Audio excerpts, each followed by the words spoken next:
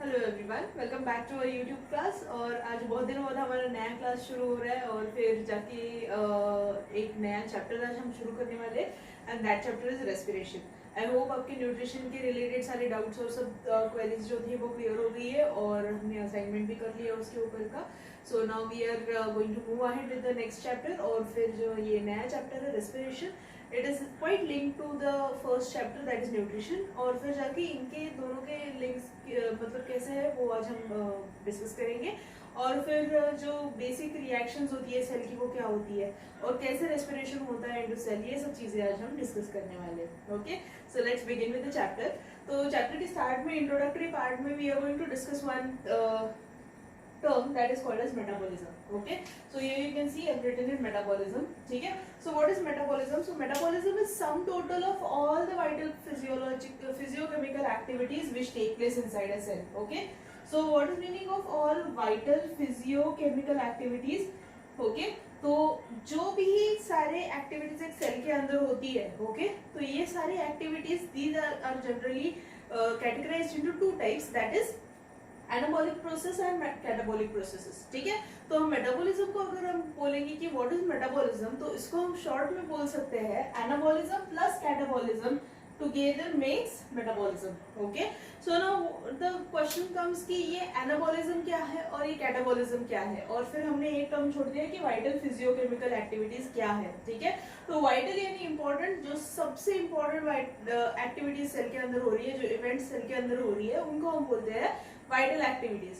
उनमें हम physiochemical activities की बात कर रहे हैं। So what are these physiochemical activities which are taking place inside a cell. तो सबसे पहले तो एनाबॉलिज्म क्या है। ओके, सो एनाबॉलिज्म क्या है? So anabolism is the process in which we are going to build some chemical compounds और we are going to build complex compounds using few metabolic processes. जैसे for example we have talked about photosynthesis. Okay, so photosynthesis हमने last chapter में पढ़ा हुआ है और photosynthesis में हमने क्या किया, we have taken simple inorganic compounds like CO2 and H2O and we have built a chemical complex that is called as glucose. Okay, C6H12O6। इसके लिए हमने सारे पाथवेज पढ़े कि कैसे हम उसको बनाते हैं, that process is called as anabolism.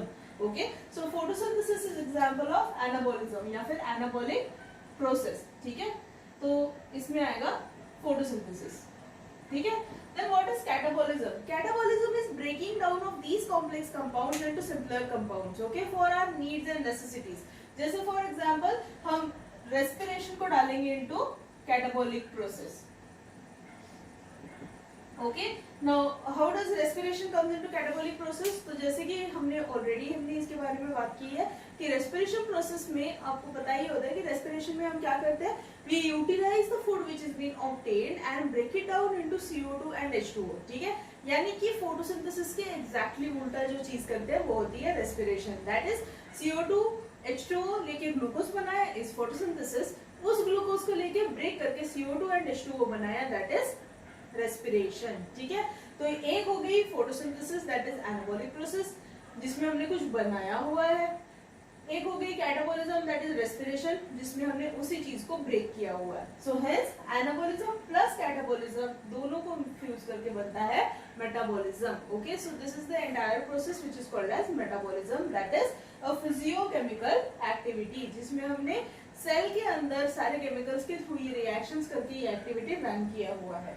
ठीक है, now comes the definition of respiration. ठीक है, so what is respiration? Respiration is the process by which assimilated food is oxidized and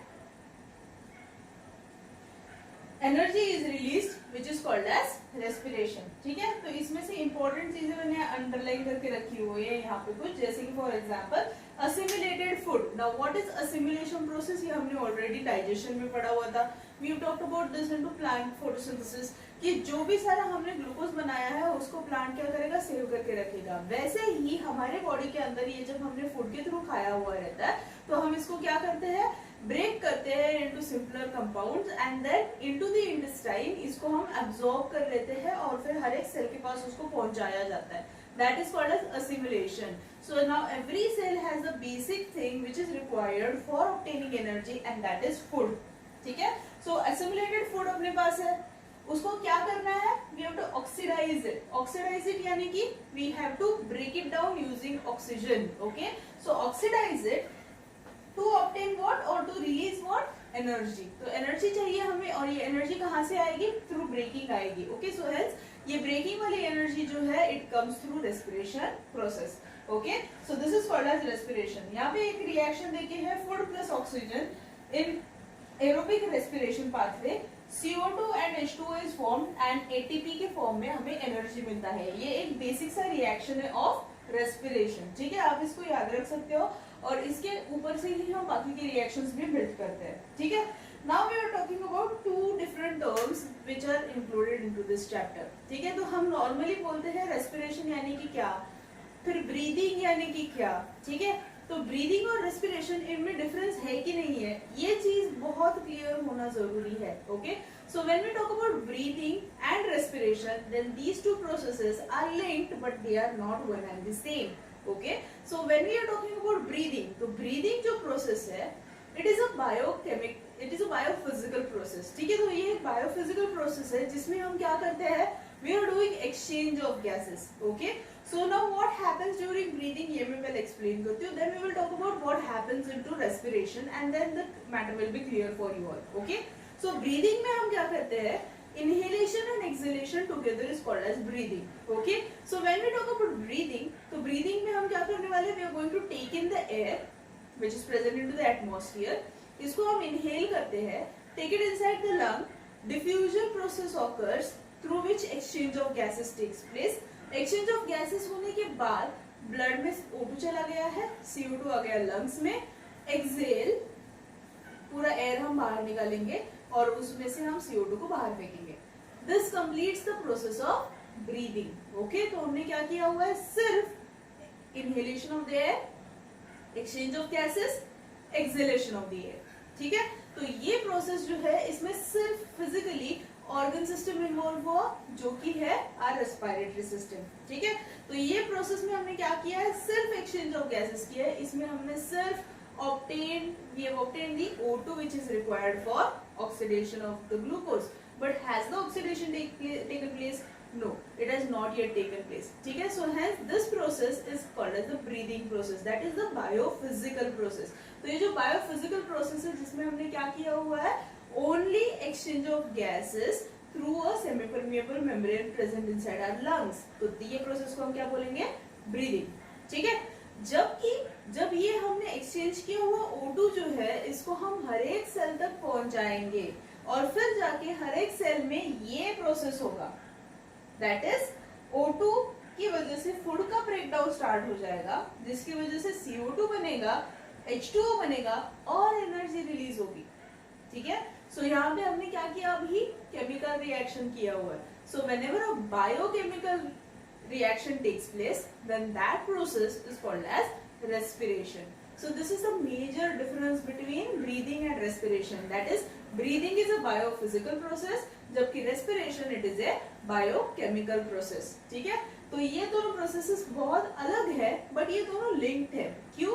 क्योंकि ब्रीदिंग अगर नहीं होगा तो एक्सचेंज ऑफ गैसेस नहीं होगा, एक्सचेंज ऑफ गैसेस नहीं होगा तो ऑब्वियसली रेस्पिरेशन नहीं होगा. So respiration depends on breathing, but breathing की वजह से रेस्पिरेशन चलेगा. Okay, so hence this is the major thing about breathing and respiration. ठीक है, अदर देन दिस आप कौन सी चीज इसमें ऐड कर सकते हो, तो वो ये चीज है कि आप इसमें ऐड कर सकते हो कि ब्रीदिंग में हम क्या करते हैं, we are exchanging the gases. तो ये organ system level of we can say reactivity है या फिर प्रोसेस है, या फिर रेस्पिरेशन या सेलुलर लेवल पे हो रहा है, इसीलिए this is cellular level of chemical reaction occurring और we can say a process which is occurring. ठीक है, तो ये आपको दो डिफरेंसेस देता है अबाउट ब्रीदिंग एंड रेस्पिरेशन. ठीक है, so breathing occurs into respiratory system, majorly lungs. Respiration occurs into each and every cell present into our body. Okay, so this is the difference between breathing and respiration. Okay, ये याद रखना बहुत जरूरी है. हम पहले से ये कंफ्यूजन में रहते हैं कि रेस्पिरेशन मतलब एक्सचेंज ऑफ गैसेस खत्म. No, respiration is breaking down of glucose, breathing is exchange of gases. ठीक है, Then what are the different steps which are involved into respiration? Okay, so respiration generally takes place into three types. एक होता है external exchange of gases, यानी कि इसको बोल सकते हैं external respiration. दूसरा होता है internal exchange of gases या फिर internal respiration, and then comes is cellular respiration. ठीक है, तो ये जो तीन प्रोसेसेस है, ये कैसे हम इसके थ्रू भी इसको रिलेट कर सकते हैं. जैसे फॉर एग्जाम्पल एक्सटर्नल में हम क्या करते हैं, एटमॉस्फेयर से गैसेस को यानी कि ऑक्सीजन को अंदर लेना into the lungs is called as external exchange of gases, that is between body and external environment. Okay, तो इसमें हम क्या कर रहे हैं, through external environment we are taking in the air into our lungs, so that is external respiration. Internal respiration, when this air packet reaches into our lungs के alveoli के अंदर ये क्या करेगा, exchange of O2 and CO2 करेगा, तो इसको हम बोलेंगे इंटरनल रेस्पिरेशन या फिर इंटरनल एक्सचेंज ऑफ गैसेस. ठीक है, and then comes the third one, जिसमें हम क्या करेंगे, जो एक्सचेंज O2 है उसको हम ट्रांसपोर्ट करके we will reach it to each and every cell, जहां पे ये सेल्स क्या करेंगे, these cells will take this O2 and do the breaking down of the food to obtain energy. That process is called as cellular respiration. ठीक है, तो ये तीनों प्रोसेसेस हम डिटेल में पढ़ने वाले इस चैप्टर में, और ये इसका इंट्रोडक्टरी पार्ट है, इसीलिए यहाँ पे हम ज्यादा इसका डिस्कशन नहीं करने वाले हैं. ठीक है, now we will talk about types of respiration. What are different kinds और types of respiration which take place into our living world. Okay, तो सबसे पहले यहाँ पे मैंने लिखा हुआ है दैट इज एरोबिक रेस्पिरेशन. दूसरा इसके अलावा होता है that is called as anaerobic respiration. ठीक है, now what is aerobic respiration and what is anaerobic respiration. तो इसको मैं सिंपल वे में एक्सप्लेन करना चाहती हूँ. दैट इज जब भी ऑक्सीजन इन्वॉल्व होता है, okay, then that process is called as aerobic respiration.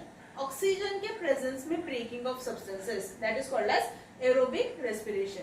जबकि whenever in absence of oxygen चीजों का ब्रेकिंग होता है और एनर्जी रिलीज होती है, that is called as anaerobic respiration. ठीक है, सो एरोबिक में हमने क्या बोला है, यहाँ पे प्रेजेंस ऑफ O2. ठीक है, जबकि अनएरोबिक में एब्सेंस ऑफ O2.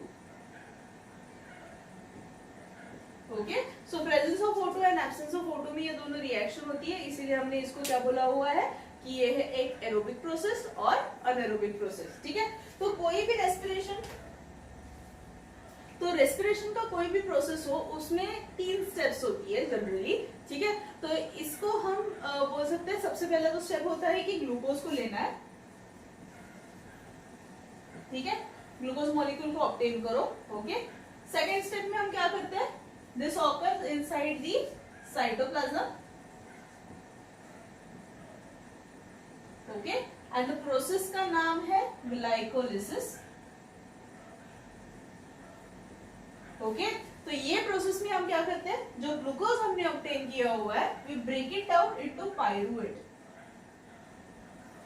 ठीक है, we break it into pyruvate और we also call it as pyruvic acid. Okay, so glucose जो है हमें पता है it is a 6 carbon molecule. Okay, glycolysis वापस से वर्ड एक्सप्लेन करता है, glucose breaking, glucose lysis breaking. Glucose का ब्रेकिंग कहां पे हो रहा है, इनटू द साइटोप्लाज्म. ठीक है, तो साइटोप्लाज्म में जैसे ही ग्लूकोज आएगा, first process which occurs is called as glycolysis, जिसमें हमने क्या किया हुआ है, we are breaking this 6 carbon glucose into 2 molecules of pyruvate which are of 3 carbon. Okay, so this is the simple process जिसमें हमने क्या किया, ग्लूकोज को ब्रेक करके 2 पायरुवेट बनाए हैं और यहाँ पे अपने को 3 कार्बन के 2 पायरुवेट मिल गए. ठीक है, ये प्रोसेस इन दोनों प्रोसेसेस में होता है, दैट इज एरोबिक रेस्पिरेशन में भी होता है, अनएरोबिक रेस्पिरेशन में भी होता है. ठीक है, then after this pathway can be divided into 3 types depending upon type of respiration, यानी कि यहाँ पे. Okay, so how does it take place, तो मैं इसको थोड़ा सा और कलरफुल बना देती हूँ.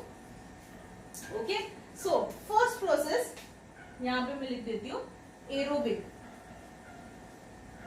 ठीक है, तो एरोबिक पाथवे में क्या होता है, हम पायरुवेट लेते हैं. ठीक है, इसके साथ हम क्या करते हैं, we do the process of Krebs cycle, ठीक है।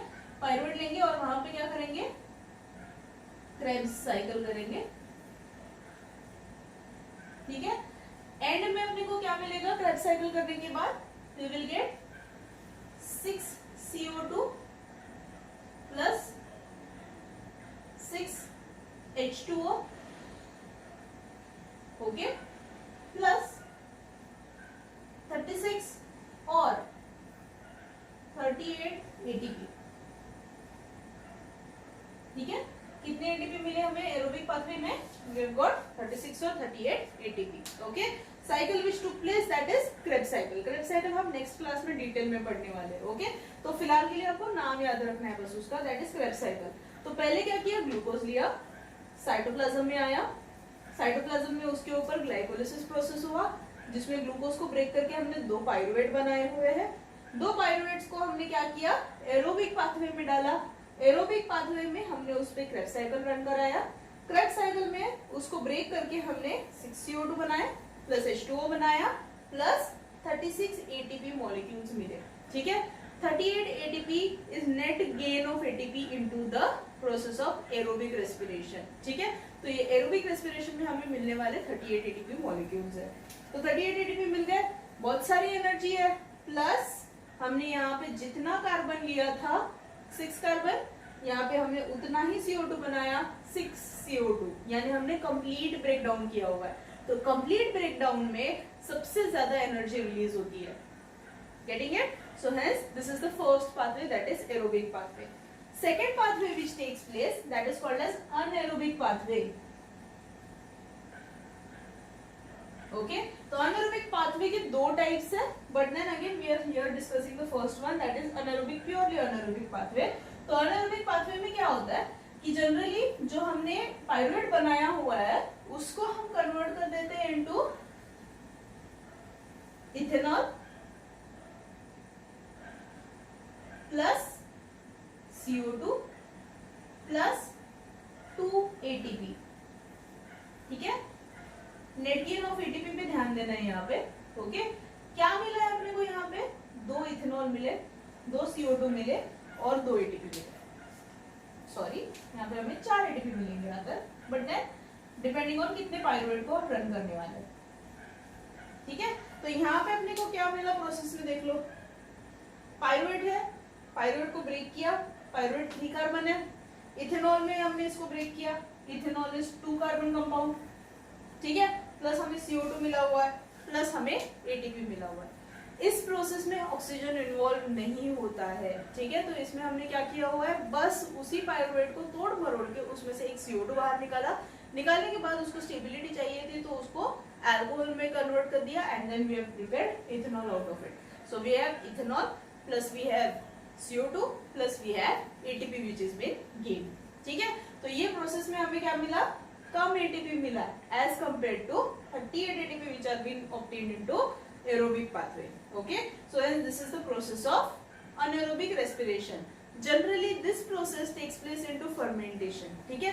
तो जैसे फॉर एग्जांपल यीस्ट फर्मेंटेशन हो गया, तो या फिर जो भी हम सारे अल्कोहल फर्मेंटेशन पढ़ते हैं, ओके। हमने माइक्रो ऑर्गेनिजम्स चैप्टर में 8 में पढ़ा हुआ था अबाउट अल्कोहल फर्मेंटेशन। तो अल्कोहल फर्मेंटेशन में हम क्या करते हैं, वी यूज शुगर केन और बीट रूट और अदर मोलासेस, और इसमें बहुत सारा शुगर होता है, उसमें हम यीस्ट को डाल देते हैं, यीस्ट इसमें रिएक्टिविटी दिखाता है, and then you have studied कि यीस्ट जो है उसमें अल्कोहल बना देता है और CO2 बना देता है, जिसकी वजह से वो फजी होता है और उसमें अल्कोहल कंटेंट भी बढ़ जाता है।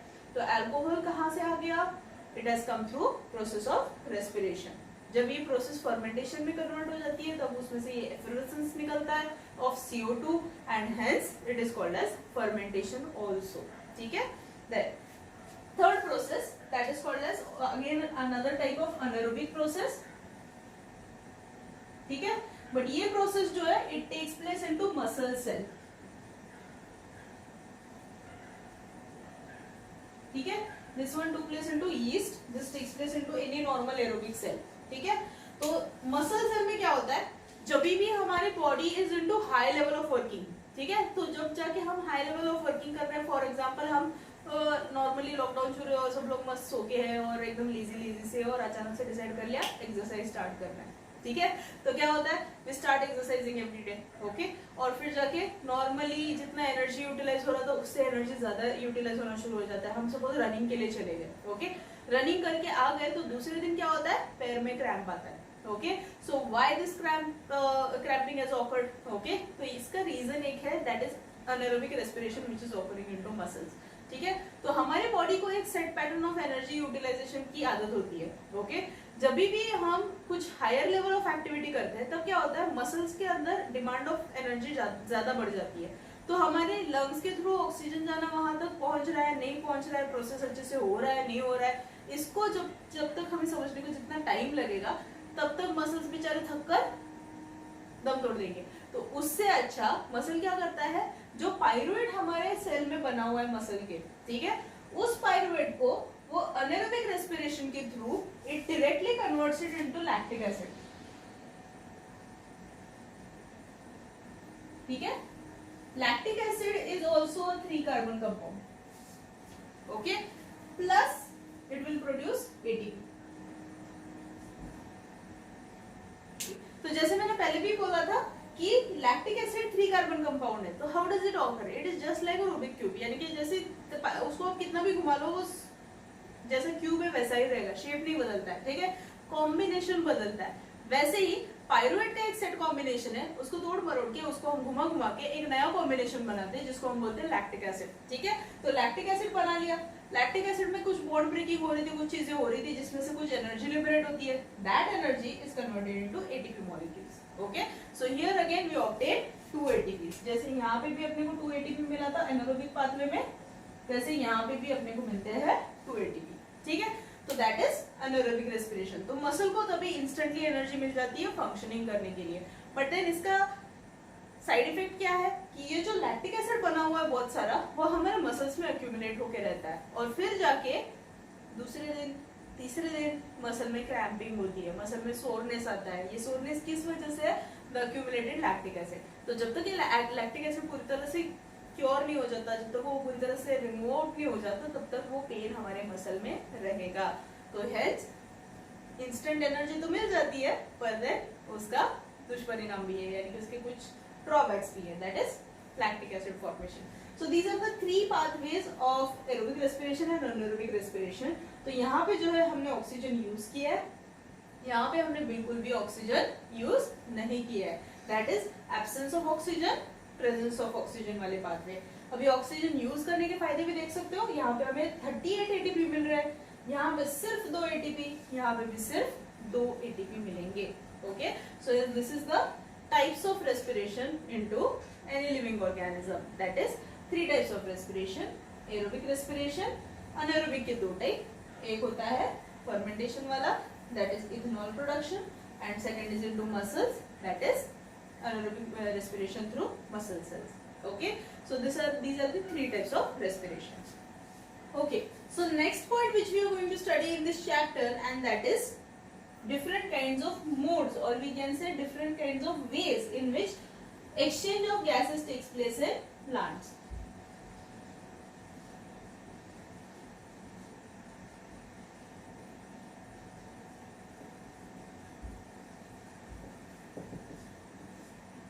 ठीक है।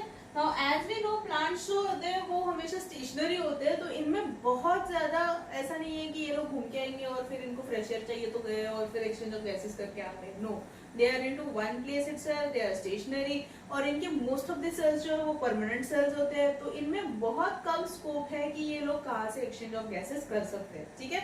So there are majorly we can say types of or specialized structures which are present for exchange of gases, and then how does the exchange of gases takes place, that we are going to study here, okay. So we will study the first type or first way through which the exchange of gases take place, that is the epidermal cells, okay. Now we know that plants जो है इनका सबसे outermost covering जो है epidermis, उसमें से there are small protruding coming out जिसको हम बोलते हैं रूट है, ओके। तो रूट जो होता है प्लांट का वो हमेशा जमीन में पेनिट्रेटेड होता है और उसमें से छोटे छोटे रूट हेयर बाहर निकलते हैं, ठीक है। These root hairs have capacity to penetrate in between the soil particles also. और फिर हमने इनटू एग्रीकल्चर वाले चैप्टर में आपने पढ़ा हुआ होता है कि जब भी हम प्लाइंग करते हैं उसका रीजन क्या है, so that the soil becomes porous, और पोरस होने के बाद उसमें एयर होल्डिंग कैपेसिटी भी रहे, ठीक है। तो अब भी आता है what is air holding capacity and how does the exchange of gases takes place. तो ये जो रूट हेयर है वो सॉइल पार्टिकल्स के बीच में घुसता है और जहां पे एयर है वहां से वो एक्सचेंज ऑफ गैसेस करता है, क्योंकि ये सिंगल सेल थिकनेस का होता है तो इसमें से एक्सचेंज ऑफ गैसेस बहुत आराम से और इजीली हो जाता है, ठीक है। So and that is root hair, through epidermal cells the exchange of gases takes place. This is the first type of respiration, or we can say first type of exchange of gases into plants. Okay. Second type of exchange of gases takes place through stomata. ठीक है। Stomata आपको याद है कि उसमें guard cells होते हैं, है ना। तो स्टोमेटा जो है वो कुछ दिखने में ऐसा दिखता है, उसके आजू बाजू में उसकी नेबरिंग सेल्स होते हैं, ओके। और ये जो है उसको हम स्टोमेटल पोर या फिर स्टोमा बोलते हैं, okay. These two are the guard cells. And this pore opens and closes whenever exchange of gases is needed to be taken place. तो क्या होता है जनरली इसमें ऑस्मोसिस प्रोसेस हेल्प करता है। जैसे फॉर एग्जांपल अगर हमें स्टोमेटा खोलना है तो फिर ये जो आजू बाजू के सेल्स है ये लोग ऑस्मोसिस करके इसमें पानी भर देते हैं गार्ड सेल्स के अंदर। So guard cells they swell, open the pore and make a empty hole present here, जिसमें से एक्सचेंज ऑफ गैसेस होगा। जैसे ही एक्सचेंज ऑफ गैसेस खत्म हो जाता है guard cells start losing water, shrink and collapse and meet each other, ठीक है। तो ऐसे करके ये जुड़ जाते हैं, खुल जाते हैं, जुड़ जाते हैं। तो ये है स्टोमेटा। तो स्टोमेटा कहाँ का प्रेजेंट होता है? Stomata is present in the lush green parts of the plant, जहाँ पे मेजरली क्लोरोफिल प्रेजेंट है, जहाँ से एक्सचेंज ऑफ गैसेस होना सबसे ज्यादा इंपॉर्टेंट है, जहाँ पे CO2 चाहिए फॉर फोटोसिंथेसिस। इन सब जगहों पे स्टोमेटा प्रेजेंट है। सारे यंग ट्विग्स ऑफ प्लांट में स्टोमेटा प्रेजेंट है। तो यंगर स्टेम में exchange of gases takes place through stomata, leaf में exchange of gases takes place through stomata. तो stomata plays a very major important role. इसमें से सबसे ज्यादा एक्सचेंज ऑफ गैसेस प्लांट में होता है, ठीक है। And then comes the third type, that is lenticels.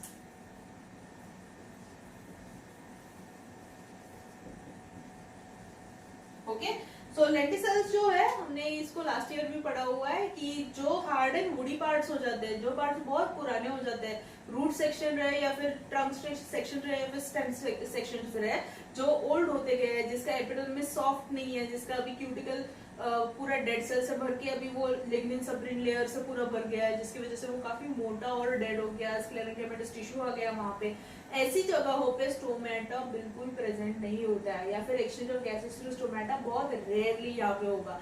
तो इन सब जगहों पे क्या होता है, इनमें छोटे छोटे pores starting from the epidermal region या फिर outer most region, it penetrates towards the centre of the plant, okay. और ये जो है अंदर तक जाता है। तो ये जो लेंटिसेल्स है इनके थ्रू भी एक्सचेंज ऑफ गैसेस होती है, ठीक है। तो जो ओल्ड एंड वुडी पार्ट्स है उनमें काम करता है लेंटिसेल्स, जो यंग एंड ग्रीन पार्ट्स है इनमें काम करता है स्टोमेटा, और जो प्रोट्रूड होके सब जगह पे पहुंच रहा है पतला सा, वहां पे हो रहा है एपिडर्मल सेल्स के थ्रू एक्सचेंज ऑफ गैसेस।